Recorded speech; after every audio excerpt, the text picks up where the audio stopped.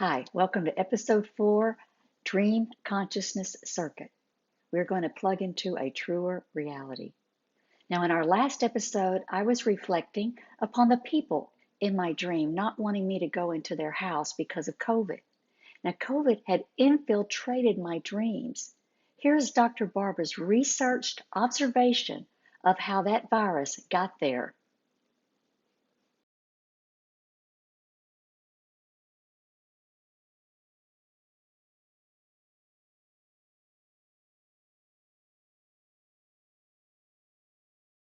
But I did think that they didn't want me to go in there at first because of COVID. Like, I don't know what that was going to do, but I That's had some really kind of important. reasoning about it. Yeah, it's kind of amazing. I Hmm. think about that level, just to talk about that for a minute. COVID didn't really even exist. I mean, it was somewhat in the periphery of the news for a while because this is the seventh generation of that virus. It's not new. But what's new is the hype and the level of attention and the level of really changing a lot of people's lives.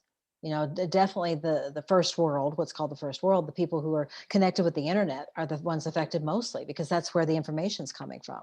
So it's amazing how quickly that changed everybody's life. It was a matter of actually weeks, and everybody's life changed radically. So when I look at that, and it's now entered into people's dreams as a symbol. Hmm.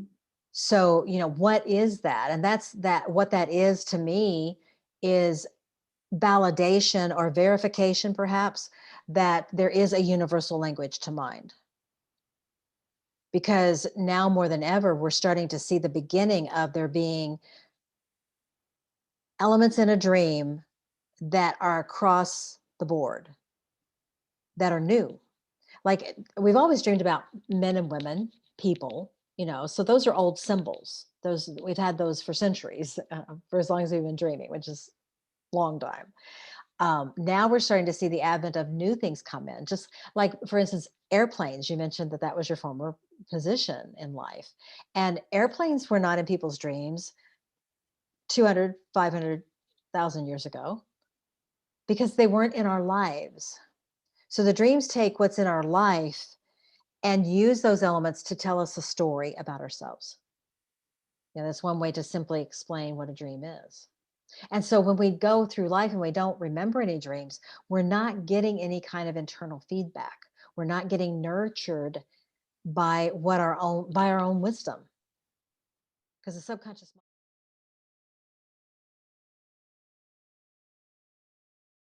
subconscious mind is a storehouse of understood experiences. So to cultivate that relationship, when you listen to a lot of people who are being successful in life now, entrepreneurs that have been and are continuing to be successful and are aiding other people to do so, you hear stories over and over about how they use the power of subconscious mind. So this is not a new thing. It's also a tried and true thing. That's very important for people to take advantage of, to realize that part of why we become depressed, part of why we feel fragmented, and right now with the conditions with COVID, lockdowns, all that stuff, it's accentuated. The level of depression has skyrocketed, and it's not being talked about yet. Because if we talk about that, then we might wake up and realize we don't want to be separated from people, and that fear is not a good reason to separate from people, that kind of thing. So there's all kinds of touchy places, that are being stirred up right now. So when we dream about COVID, which is an illness that is something we can't even see, so it's something that we haven't identified, and yet we are afraid that it's going to hurt us. So that goes into the symbol of the disease of COVID, which is talking about a mental and emotional disorder when it's in a dream. It's not talking about a physical virus. It's talking about a way that we have accepted something in our thinking that is not helpful. It's not healthy. And it's working on us. So that was just a thought that you had when you woke up. But I thought since you brought it up, we should really kind of deal with that for a minute, Yeah, because that might just be separate, yeah. right? But yeah, that. So back to your dream. What was in the storage area that they took you to? Was It was just some old furniture. That was it. okay. Yeah. So what that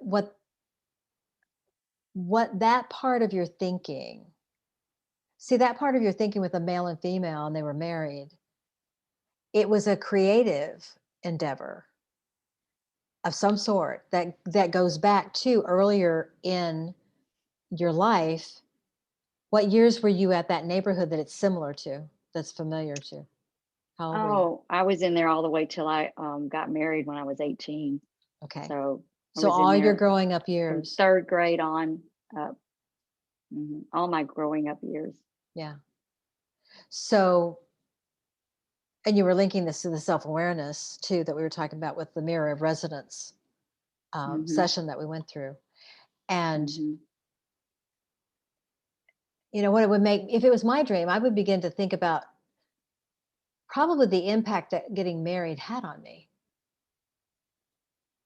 and how it changed my idea of self-awareness, who I was. I know that when I got married, you know, I was aware of this, but I had to then go through the experience. I didn't have to, but I did at the time. Went through the experience of the name change that can happen in America and how much that, because I was 38 when I married. So to change your whole identity at 38 when you've built an identity is major.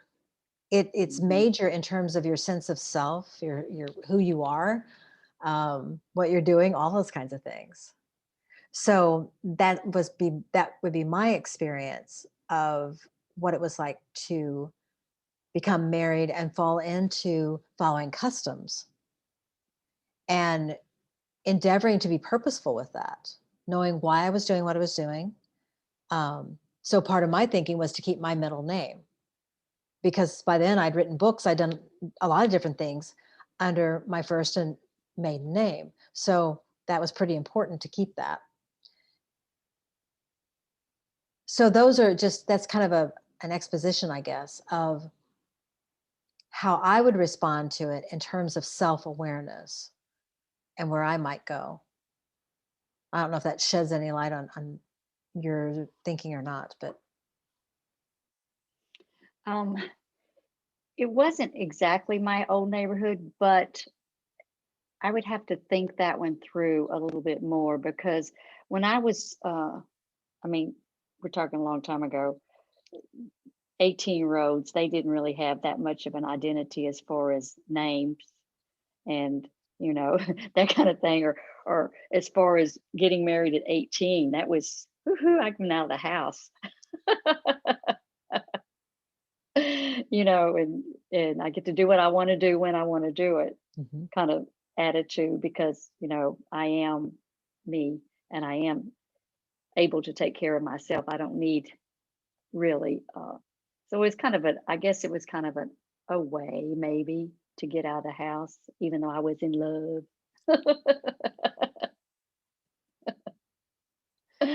Oh, but I think stay tuned for the next episode where we learn who those strangers in my dream are and that everyone in a dream is the dreamer.